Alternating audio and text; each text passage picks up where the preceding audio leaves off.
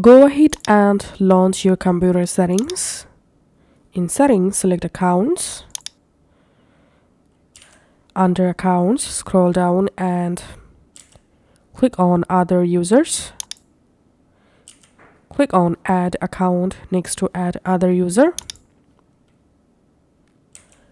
Select I don't have this person sign in information.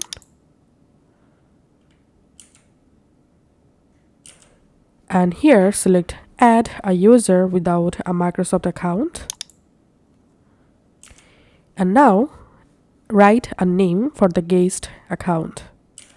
And if you want to add a password for the guest account, you can just enter the password and then click on next. And here we can see the guest account created.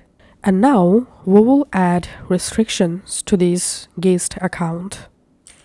To do that, open your search bar and type here computer management and launch the computer management app. In here, select system tools, then double click on local users and groups and double click groups to open. In this list, find out guest, double click on guest, then click on add. Now in this box, enter the guest account name that we just created. So I'm typing my guest account name and then click on check names. If you enter the account name correctly, here you get the account name information. Now all you have to need is click on OK, click on apply and click on OK.